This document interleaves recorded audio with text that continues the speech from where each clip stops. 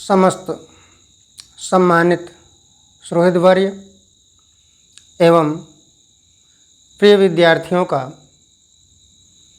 Teachers क्लासवे YouTube channel पर हार्दिक स्वागत है। आज हम लोग कक्षा 9 संस्कृत पद्य पीयूषम के 5वां पाठ नारी महिमा के विषय में अध्ययन करेंगे। नारी महिमा पाठ से अपने आप अर्थ स्पष्ट हो रहा है कि इसमें स्त्रियों की महत्ता का वर्णन किया गया है। नारियों के मान मर्यादा, उनके सम्मान, उनके आदर के विषय में इस पाठ में वर्णन किया गया है, जो भी संक्षिप्त श्लोक दिए गए हैं। अब ये नारी महिमा पाठ जो है ये मनुस्मृति के 2 अध्याय से संकलित किया गया है। मनुस्मृति आपको पता है कि श्रेष्ठ आचार्य, सर्वश्रेष्ठ विद्वान मनु के द्वारा मनुस्मृति की रचना की गई। मनुस्मृति में इसी तरह से नैतिकता से संबंधित जीवन के हर पहलू से संबंधित विषयों पर पूर्ण रूपेण वहाँ पर वर्णन किया गया है। अब ये जो पाठ आपके सामने है नारी महिमा, इसमें मनु के द्वारा स्त्रियों के सम्मान के विषय में पूर्ण रूपेण इसमें वर्णन प्राप्त होता है। हम लोग अभी श्लोक के माध्यम से देखेंगे। कुछ प्राचीन काल में कुछ लोगों का ऐसा कहना रहा है कि स्त्रियों को सम्मान नहीं दिया जाता था, उनको शिक्षा की व्यवस्था नहीं दी जाती थी। अनेक चीज़ें लोगों के द्वारा कहने में आता है, लेकिन यहाँ पर जो मनुस्मृति के माध्यम से हमको संकेत मिल रहा है वो सीधे सीधे यह संकेत हो रहा है कि प्राचीन काल से लेकर के आज तक नारियों की, स्त्रियों की हमेशा सम्मान की स्थिति रही है। उनको हमेशा आदर के साथ देखा जाता रहा है। आज भी पूर्ण रूपेण उनको आदर और सम्मान प्राप्त हो रहा है। जैसे प्राचीन काल में उनको आदर या सम्मान प्राप्त होता था। अपाला, घोषा, सती सावित्री, अनेक गार्गी, ये सब अनेक मैत्रेयी, अनेक ऐसी स्त्रियां रही हैं जो कि परम विदुषी स्त्रियों में गणना की जाती हैं। इसलिए हम इस शब्द को नहीं कह सकते हैं कि प्राचीन काल में स्त्रियों को सम्मान नहीं मिलता था। अब इस पाठ पर आते हैं हम। श्लोक संख्या 1, ये जो पहला श्लोक है वो देखा जाए कि कौन सा श्लोक है, उसको हम आपके सामने रख रहे हैं। उसके बाद उसकी व्याख्या आपके सामने रखते हैं। लिख रहे हैं, यत्र नार्यस्तु पूज्यन्ते रमन्ते तत्र देवता। यत्र नार्यस्तु पूज्यन्ते रमन्ते तत्र देवता।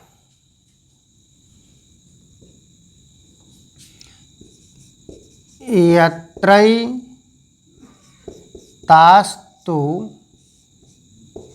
न पूज्यन्ते, यत्रैतास्तु न पूज्यन्ते सर्वास्तत्राफला क्रिया। सर्वास्तत्राफला फलाह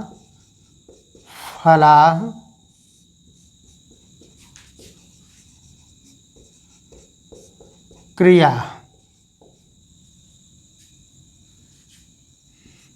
ये श्लोक है। इस श्लोक का शब्दार्थ आपके सामने प्रस्तुत किया जाता है। इस श्लोक को आप अच्छे ढंग से सस्वर गायन कर सकते हैं, पाठ कर सकते हैं अच्छे ढंग से, किसी प्रकार से कोई आपको असुविधा नहीं होगी। देख लें।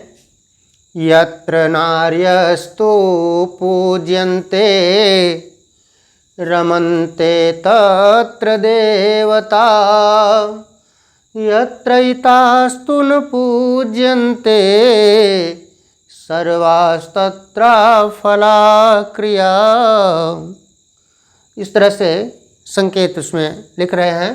इसको और ढंग से आप अच्छे ढंग से गायन कर सकते हैं। श्लोक प्रचलित है। नारियों के, स्त्रियों के सम्मान में श्लोक मनुस्मृति के द्वारा यहाँ पर संकलित किया गया है। यत्र नार्यस्तु पूज्यन्ते रमन्ते तत्र देवता, यत्र इतास्तु न पूज्यन्ते सर्वास्तत्र फलाक्रिया। इस तरह से आप अनेक ढंग से, जिस तरह से चाहें आप अच्छे ढंग से सस्वर पाठ कर सकते हैं। अब आए इस श्लोक के जो काठिन्य निवारण हैं उसके विषय में देखा जाए। जो कठिन शब्द हैं, यत्र समझ ही रहे हैं, जहाँ पर यत्र का भाव होता है, यत्र माने जहाँ। नार्यः तु, नारियों की, स्त्रियों की, पूज्यन्ते पूजा होती है माने आदर या सम्मान होता है। रमन्ते, रमन्ते माने रमण करते हैं।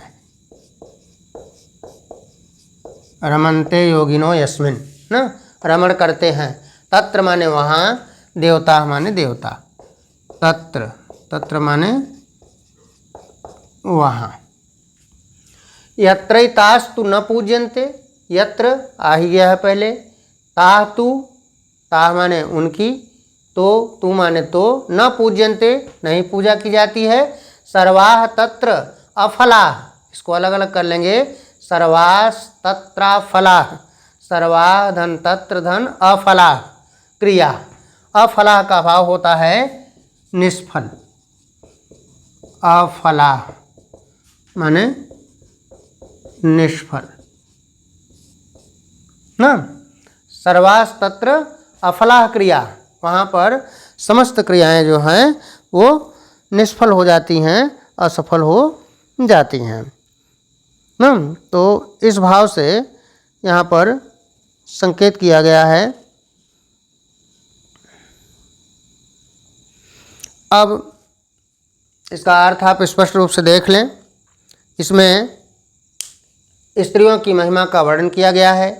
संदर्भ लिखना है आपको तो लिखेंगे प्रस्तुत श्लोक हमारी पठित पाठ्य पुस्तक संस्कृत पद्य पीयूषम के मनुस्मृति से संकलित नारी महिमा नामक पाठ से उद्धृत किया गया है, अवतरित किया गया है, लिया गया है ना। अब इसमें प्रसंग जो आपको लिखना है, इस श्लोक में स्त्रियों के सम्मान के विषय में, उनके महत्ता के विषय में वर्णन किया गया है। यत्र नार्यः तु पूज्यन्ते, यत्र माने जहाँ, नार्यः माने स्त्रियों की, पूज्यन्ते पूजा की जाती है, सम्मान किया जाता है। रमन्ते तत्र देवता, वहाँ पर समस्त देवता रमण करते हैं ना। वहाँ पर समस्त देवता निवास करते हैं। रमण करने का मतलब निवास करते हैं। यत्रैताः तु न पूज्यन्ते, और जहाँ पर इनकी पूजा नहीं होती है, अर्थात इनको सम्मान नहीं दिया जाता है। सर्वास्तत्र अफलाः क्रिया, वहाँ पर समस्त क्रियाएं निष्फल हो जाती हैं, अर्थात वहाँ पूर्ण रूपेण असफलता प्राप्त होती है। तो सीधे सीधे संकेत किया जा रहा है कि स्त्रियों की पूजा यानी स्त्रियों को सम्मान देना, वहाँ पर समस्त देवताओं का निवास माना जाता है। इतना बड़ा सम्मान दिया जा रहा है स्त्रियों को कि यत्र नार्यः तु पूज्यन्ते, जहाँ पर नारियों की, स्त्रियों की ना महिलाओं की पूजा की जाती है, उनको सम्मानित किया जाता है। रमन्ते तत्र देवता, वहाँ पर समस्त देवताओं का निवास होता है, वहाँ पर समस्त देवता रमण करते हैं। फिर कहा यत्रैतास्तु न पूज्यन्ते, जहाँ पर इनकी पूजा नहीं होती है, जहाँ पर इनको सम्मान नहीं मिलता है। सर्वास्तत्र अफलाः क्रिया, वहाँ पर समस्त क्रियाएं निष्फल हो जाती हैं, व्यर्थ हो जाती हैं, वहाँ पर किसी प्रकार की कोई सफलता प्राप्त नहीं होती है। ये आप अच्छे ढंग से समझ गए होंगे। छोटा सा श्लोक है, भावना इसमें पूर्ण रूपेण भरी हुई है, स्त्रियों के विषय में, महिलाओं के विषय में, नारियों के विषय में। ठीक, पूर्ण रूपेण आपको समझ में आ गया होगा। अब इसी से संबंधित हम दूसरे श्लोक पर चलते हैं। दूसरा श्लोक क्या है वो देखा जाए। श्लोक संख्या 2।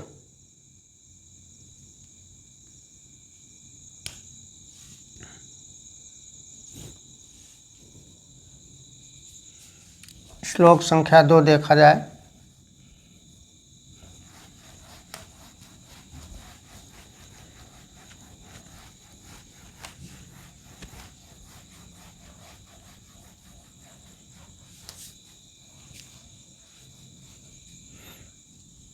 श्लोक संख्या 2। श्लोक संख्या 2 है,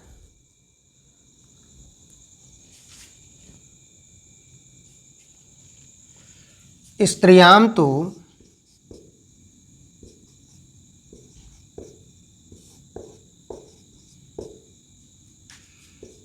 रोचमानायां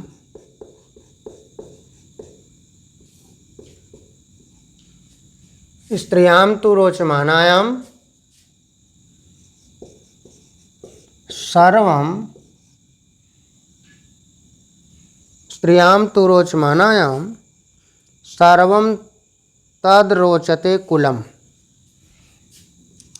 तद रोचते एक साथ हो गया है। तद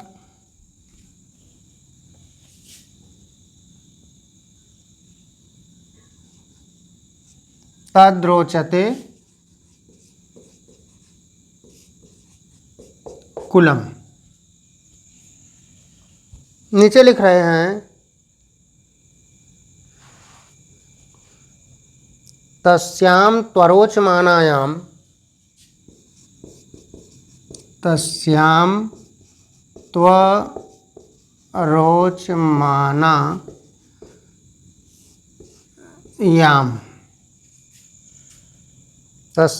त्वरोचमानायां सर्वमेव न रोचते। सर्वमेव न रोचते। ये श्लोक संख्या 2 है आपका। स्त्रियां तु रोचमानायां सर्वं तद रोचते कुलम। तस्यां त्वरोचमानायां तस्यां तु अरोचमानायां सर्वमेव न रोचते। अब यहाँ पर अभी हम लोग शब्दार्थ देखते हैं कि क्या शब्दार्थ है इसमें। इसको सस्वर पाठ के माध्यम से आप देख लें। स्त्रियां तु रोचमानायां सर्वं तद् रोचते कुलम। तस्यां त्वरोचमानायां सर्वमेव न रोचते। इसमें सीधे सीधे शब्द देखें, एकदम स्पष्ट है। स्त्रियां तु रोचमानायां सर्वं तद् रोचते कुलम।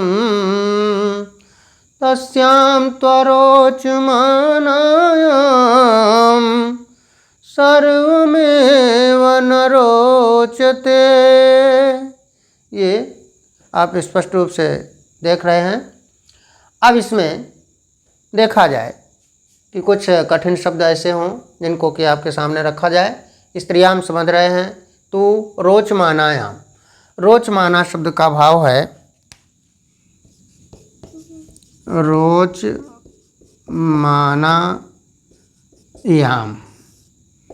रुच्यर्थानाम प्रियमाणः सूत्र है।